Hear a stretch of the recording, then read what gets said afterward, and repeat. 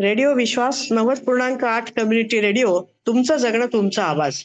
श्रोते हो, आज मी पुण्यात आहे आणि लहान वयात खूप मोठ्या पोस्टवर काम करणाऱ्या डॉक्टर अतुल पाटील सर यांना भेटणार आहे. तत्पूर्वी त्यांची थोडी ओळख करून देते. डॉक्टर अतुल पाटील सर हे MIT चे स्कूल ऑफ होलिस्टिक डेव्हलपमेंटचे डायरेक्टर आहेत. तिथे अनेक प्रकारच्या जबाबदाऱ्या, अनेक डिपार्टमेंट्स ते सांभाळत आहेत. त्यांनी वेगवेगळ्या ठिकाणी अनेक प्रकारे उच्च पदावर काम केलंय. 7 वर्ष कॉलेज ऑफ इंजिनिअरिंग COEP मध्ये काम केलंय, 6 वर्ष सिम्बायोसिस मध्ये काम केलंय. अनेक ठिकाणी त्यांनी ट्रेनिंग प्रोग्राम्सही घेतलेत. त्यातले यशदा येथे गेस्ट फॅकल्टी मेंबर म्हणून, एक्सपर्ट म्हणून 3,000 पेक्षा अधिक गव्हर्नमेंट ऑफिसर्सना त्यांनी ट्रेनिंग दिलंय. बोर्ड ऑफ स्टडीजवर काम केलंय. अनेक आंतरराष्ट्रीय जर्नल्सचे आणि आंतरराष्ट्रीय जर्नल्सची मेंबरशिप तर आहेच, पण पॅनलवरती त्यांनी काम केलंय, एक्सपर्ट म्हणून काम केलंय. ते स्वतः MA, PhD, LLB तर आहेत. PhDचे गाईडही आहेत, मार्गदर्शक आहेत. आणि खास सांगायची बाब म्हणजे 500 पेक्षा अधिक रिसर्च पेपर आणि 20 पेक्षा अधिक PhDचे प्रबंध त्यांनी एडिट केलेत. असं असंख्य गोष्टींवरती ते काम करत असतात. आणि त्यांचं जर एका वाक्यात वर्णन करायचं झालं तर think globally and act locally असं करणारे हे आहेत. त्यांना अनेक पुरस्कारांनी सन्मानित केलंय. ते सगळं सांगायचं झालं तर 2 तास लागतील, म्हणून काही पुरस्कार सांगते. Rising star by symbiosis, global piece award त्यांना मिळालंय, बेस्ट ग्लोबल एज्युकेटर अवॉर्ड आहे, इंटरनॅशनल एज्युकेशनल अँबॅसेडर अवॉर्ड आहे. अशी अनेक अवॉर्ड्स त्यांना मिळालेली आहेत. तर हे आंतरराष्ट्रीय आणि राष्ट्रीय फील्डमध्ये काम करणारी फार मोठी व्यक्ती आहे. मी आता तिथे पोहोचलेच आहे. मला त्यांच्याशी बोलायचं आहे, त्यांची मुलाखत घ्यायची आहे. नमस्कार सर. नमस्कार मॅम. रेडिओ विश्वास तर्फे तुम्ही वेळ दिल्याबद्दल आधीच धन्यवाद म्हणते. सुरुवात मुलाखतीची करूया की तुमचं बालपण आणि शाळा कॉलेजचं शिक्षण कुठे झालं? नक्कीच. या प्रश्नाचं उत्तर देण्या अगोदर विश्वास कम्युनिटी रेडिओ स्टेशनचे आणि विशेषतः दाते मॅम आपले मुलाखतकार म्हणून मी मनपूर्वक आभार मानतो. शैक्षणिक क्षेत्रातील विविध पैलूंवर चर्चा करण्यासाठी आणि माझे विचार व्यक्त करण्यासाठी ही माझ्या एका शिक्षकासाठी अनमोल संधी आपण उपलब्ध करून दिली, त्याबद्दल मी आपले धन्यवाद व्यक्त करतो. तर आपण विचारलेला प्रश्न की माझं बालपण कुठे गेलं, तर माझं बालपण हे एका धार्मिक शहरात म्हणजेच नाशिकमध्ये गेलं. तिथे मी माझं शालेय शिक्षण आणि पदवी पर्यंतचं शिक्षण पूर्ण केलं आणि पदव्युत्तर पदविका म्हणजे PG करण्यासाठी मी पुण्यात एक सायकल आणि एक बॅग घेऊन बसने आलो आणि तसा माझा प्रवास पुण्यात सुरू झाला. आणि त्यामुळेच म्हणतात जसं बालपण म्हणजे जीवनाचा सुवर्ण काळ असतो, असं माझं बालपण नाशिक शहरात आणि नंतर शिक्षणाच्या दृष्टीने पुणे शहरात अनेक गोष्टी मला शिकायला मिळाल्या आणि त्यामुळे मी या दोन्ही शहरांचे जितके आभार मानू तितके कमीच असतील. विशेषतः नाशिककरांना खूप आनंद होईल की आपल्या इथला एक विद्यार्थी पुण्यामध्ये गेला आणि पुण्यामध्ये अटके पार झेंडा लावला, म्हणजे बुद्धीच्या क्षेत्रामध्ये. खूप छान वाटेल त्यांना. लहानपणी असं सांगितलं जातं युजली की डॉक्टर हो, इंजिनियर हो, चार्टर्ड अकाउंटंट हो. तुम्हाला बालपणापासून विशेषतः भाषांबद्दल प्रेम होतं का शाळा कॉलेजमध्ये असताना? होय. बालपणापासून मला भाषा आणि साहित्य याबद्दल खूप प्रेम होतं आणि भाषा विशेषतः इंग्रजी भाषा शिकण्याची मला फार आवड होती.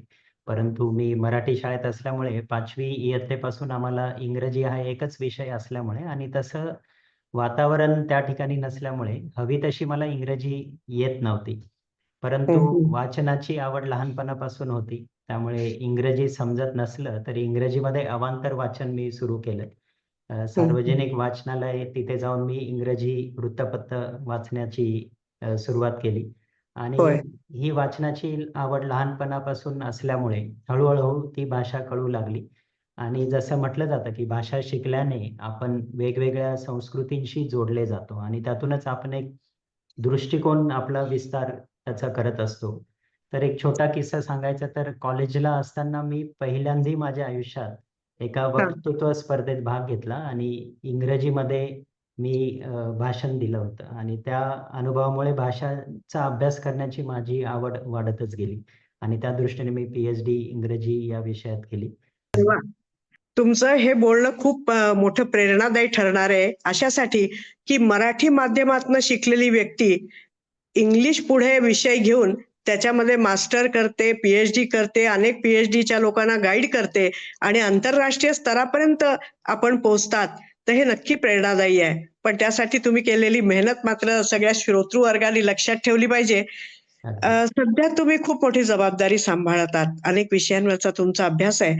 त्यामुळे मला आज तुमच्याशी नॅशनल एज्युकेशनल पॉलिसी, राष्ट्रीय शैक्षणिक धोरण याबद्दल बोलायचं आहे. तर या राष्ट्रीय शैक्षणिक धोरणामध्ये नवीन वेगळे असे काय बदल आहेत किंवा काय विशेष आहे त्याचं, याविषयी थोडं सांगा. नक्कीच. आपले पहिले राष्ट्रीय शैक्षणिक धोरण हे 1968 साली, तर दुसरे शैक्षणिक धोरण 1986 साली आले होते. हं. आणि साधारणतः 34 वर्षांनंतर म्हणजे 2020 साली आपले नवीन राष्ट्रीय शैक्षणिक धोरण आले. तर बरं. याला आपण नॅशनल एज्युकेशन पॉलिसी 2020 म्हणतो आणि यामध्ये अनेक महत्त्वाचे बदल केलेले आहेत. यात मुलांच्या प्रारंभिक शिक्षणावर जास्त जोर दिला गेला आहे, जेणेकरून मुलांना वाचन, लेखन आणि अंक, गणित या हं. विविध कौशल्यांमध्ये लहानपासूनच विकसित करण्याचा प्रयत्न या पॉलिसीद्वारे करण्यात आलेला आहे. आणि नवीन शैक्षणिक धोरणाचे मुख्य उद्दिष्ट हे आहे की अशा शिक्षण व्यवस्थेची कल्पना करणे, जी भारताला एक हं. समान आणि दोलायमान ज्ञान समाजात बदलण्यासाठी तसेच सर्वांना उच्च दर्जाचे शिक्षण देऊन हं. याद्वारे भारताला जागतिक महासत्ता बनवण्याची जी विशेष करून ही भूमिका आहे, ती नॅशनल एज्युकेशन पॉलिसीमधून आपण साध्य करू शकतो. तर महत्त्वाचे बदल आपण यात बघितले तर जसं सुरुवातीला आपण 10वी आणि 2 वर्ष 12वी असा हा पॅटर्न होता. हो. तर तो आता 10+2 ऐवजी 5+3+3+4 असा करण्यात आलेला आहे. म्हणजे वयाच्या 3 ते 8 वर्षात हा जो हं. कालावधी आहे, त्याला हं. फाउंडेशन स्टेज, ज्यामध्ये 3 वर्ष प्री-स्कूल आणि 2 वर्ष प्राथमिक स्कूल हं. आणि नंतर पुढची स्टेप आहे त्यामध्ये वयाच्या 8 ते 11 वर्षात म्हणजेच इयत्ता 3री ते 5वी पर्यंतची जी स्टेज आहे, तिला होय. प्रिपरेटरी स्टेज आणि मग पुढची स्टेप जी आहे तिला मिडल स्टेज म्हणतात, ज्यामध्ये वयाच्या 11 ते 14 वर्षात इयत्ता 6वी ते 8वी हां. आणि मग शेवटची स्टेज म्हणजे सेकंडरी स्टेज, ज्यामध्ये 14 ते 18 वर्षात हं. म्हणजेच 9वी ते 12वी असे शिक्षण मिळेल. आणि महत्त्वाची बाब मॅम ही की आता चॉईस बेस्ड एज्युकेशन सिस्टम NEPमुळे आपल्याला अनुभवायला स्कूलमध्ये मिळणार आहे, ज्यामध्ये विविध विषयांचं ज्ञान विद्यार्थ्यांना चॉईस त्याची असणार हं. आहे. आणि विशेषतः बोर्ड्स एक्झाम ज्याचं प्रत्येक पालक असेल, विद्यार्थी असेल यांना टेन्शन लागतं. प्रत्येक कुटुंबातील मेंबरही त्यांची पण जशी जणू काही बोर्ड एक्झाम असते, परीक्षा अशा असल्यासारखी. पद्धतीचं वातावरण आपल्याला दिसतं. त्यामुळे आता बोर्डची एक्झाम ही वर्षातून 2 वेळा होईल. एक बरं. मुख्य परीक्षा असेल आणि दुसरी सुधारणेसाठी जर इच्छित असतील विद्यार्थी तर ती दुसरी परीक्षा देऊ शकतील आणि बेस्ट जो स्कोर असेल तो त्यात ग्राह्य धरण्यात येईल.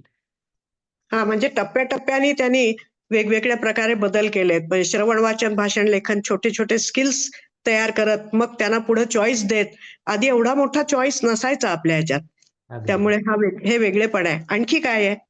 आणखी जसं 5वी पर्यंतचं जे शिक्षण असेल, ते हं, हं. मातृभाषेमध्ये घेण्याची मुभा विद्यार्थ्यांना असेल आणि बरं. 6वी नंतर व्होकेशनल एज्युकेशनमध्ये करिअरच्या दृष्टीने मग कुठलाही कोर्स असेल तो व्होकेशनल एज्युकेशन, तो मोबाईल रिपेअरिंग असेल, AI टूल्स असतील, प्रोग्रामिंग असेल, जसं चायना आणि इतर देशांमध्ये शाळेमध्येच विद्यार्थ्यांना प्रोग्रामिंग करण्याची संधी असते. ती हो. संधी आता आपल्या भारतीय विद्यार्थ्यांनाही उपलब्ध राहील. आणि हं. हे झालं स्कूल एज्युकेशन. जेव्हा आपण हं. उच्च शिक्षणाबद्दल म्हणजे कॉलेज आणि युनिव्हर्सिटी लेव्हलचा विचार करतो, त्यामध्ये मल्टी डिसिप्लिनरी विविध वेगवेगळ्या डिसिप्लिनरीज आहेत, त्यांची सांगड घालण्याचा एक प्रयत्न या NEPद्वारे करण्यात आला आहे. कारण बरं. ज्यामुळे विद्यार्थी विविध विषयात शिक्षण घेऊ शकतील. आणि याचा मेन फोकस आहे की जो GDPच्या 6% पर्यंत आपल्याला खर्च करण्याचा भारत सरकारचा यामध्ये मानस आहे, जो आता 2 ते 3% आहे आणि यातून मग सार्वजनिक गुंतवणूक वाढवण्यासाठी केंद्र आणि राज्य सरकार त्यांच्या लेव्हलवर काम करत आहे. आणि हं. NEPची युनिव्हर्सिटी लेव्हलची वैशिष्ट्य बघितली तर holistic education, project based learning, multidisciplinary approach, हो. व्होकेशनल एज्युकेशन, नंतर इनोव्हेशन आणि डिजिटल अँड ऑनलाईन एज्युकेशन. तसेच बरं. यासोबत रिसर्च, इंटर्नशिप आणि हम्म. इंडस्ट्री आणि अकॅडमिया यांची सांगड घालून त्यांचे अनेक विविध प्रोग्राम्स आणि सर्वात महत्त्वाचं म्हणजे इंटरनॅशनलायझेशन अशी हम्म. विविध अभ्यासक्रम आपल्याला दिसतील, जेणेकरून आता जो 4 वर्षाचा जर UG प्रोग्राम असेल तर होय. त्यामध्ये साधारणतः 20 क्रेडिट्स हे प्रत्येक सेमिस्टरमध्ये असतील आणि हा. ज्यामध्ये डिसिप्लिन स्पेसिफिक कोर्सेस हे फक्त 50% असतील. उरलेली अच्छा. कोर्सेस मायनर्स असतील, मग ability enhancement courses, skill enhancement courses, value added बरं. कोर्सेस, हा. इंटर्नशिप, रिसर्च या पद्धतीने प्रत्येक विद्यार्थ्याला ही एक नवीन संधी या NEPच्या माध्यमातून मिळणार आहे आणि मल्टिपल एंट्री, मल्टिपल एक्झिट असेल, ज्यामध्ये हम्म. फर्स्ट इयर नंतर त्याला सर्टिफिकेट मिळेल, सेकंड इयर कंप्लीट केल्यानंतर डिप्लोमा अवॉर्ड होईल, मग बरोबर. बेसिक डिग्री आणि फोर्थ इयर नंतर UG डिग्री विथ रिसर्च. तर या बरोबर. पद्धतीने आपल्या वेगवेगळी वैशिष्ट्य आपल्याला NEP मध्ये बघायला मिळतात. आणि होलिस्टिक अप्रोच हा पॉलिसीचाच एक भाग आहे. आपल्या इथे होलिस्टिक डेव्हलपमेंट आणि अप्रोच याचं आहे, तर त्याविषयी थोडं. हो, हो. नक्कीच. होलिस्टिक अप्रोच म्हणजे जो विद्यार्थ्यांचा सर्वांगीण विकासावर आपण जो भर देतो, ज्यामध्ये शारीरिक, मानसिक, सामाजिक आणि भावनिक या सगळ्या आस्पेक्ट्सचा समावेश होतो. तर हम्म. NEP 2020 मध्ये विद्यार्थ्यांना केवळ पाठ्यपुस्तकाचे ज्ञान नव्हे, तर जीवन कौशल्य, लाईफ स्किल्स, नैतिक मूल्य म्हणजे व्हॅल्यू बेस्ड एज्युकेशन आणि आपल्या भारतीय संस्कृतीची जाण या हो.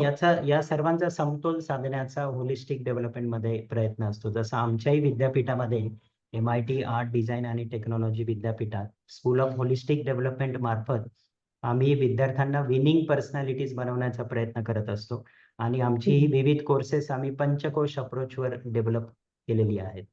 ज्यामध्ये बरं. Health practice, English, foreign languages, creative arts, performing arts, spirituality अशा अनेक कोर्सेस होलिस्टिक डेव्हलपमेंटच्या माध्यमातून आम्ही देत असतो. सर्वांगीण विकास व्हावा विद्यार्थ्याचा आणि त्याला आपली ब्रेड बटर मिळवता यावी यासाठी सगळ्या बाजूनी तयार करण्याचा मानस हा चांगला आहे सरकारचा. ही धोरण चांगलं आहे. आपणही ते सगळं राबवत आहात. वेळ कमी आहे, पण एक प्रश्न विचारते. शिक्षक, प्राध्यापक या सगळ्या गोष्टीला तयार झालेत का? आणि विद्यार्थी पण नुसते परीक्षार्थी आहेत की या नवीन पॉलिसीला अडॅप्ट करून म्हणजे त्याचं सगळं सांभाळून ते पुढे जायचा विचार करतायत? काय परिस्थिती आहे? अगदी आता आपल्याला निश्चित या सगळ्या गोष्टी राबवण्यासाठी वेळ तर जाणारच, पण विद्यार्थ्यांच्या बाबतीत म्हटलं तर होय, खरी आहे की अनेक विद्यार्थी केवळ परीक्षांच्या तयारीमध्ये गुंतलेले असतात आणि ज्ञानाची जी खरी लालसा हो. जी असते ती कमी झाल्यासारखी वाटते. पण आपल्याला हे लक्षात घेतलं पाहिजे की ज्ञान हे समुद्रासारखे विशाल आहे.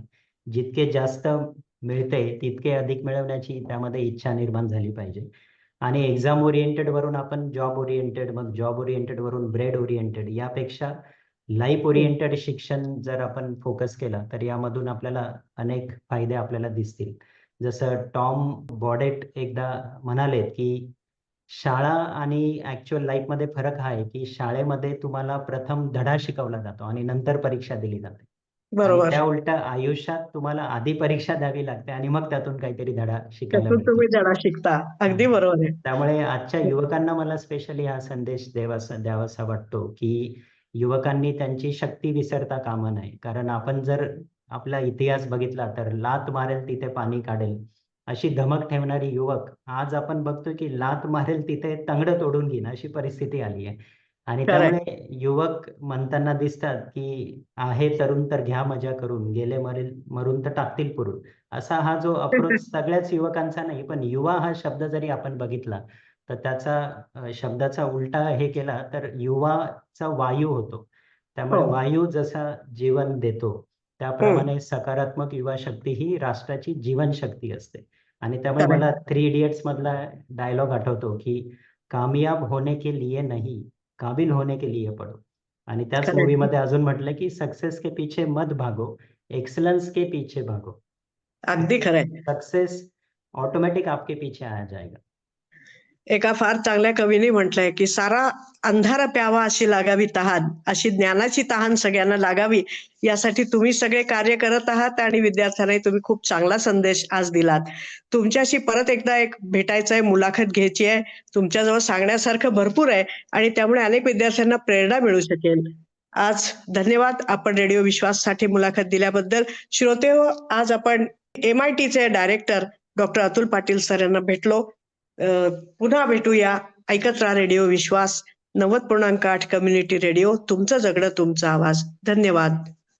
धन्यवाद मॅम. थँक्यू.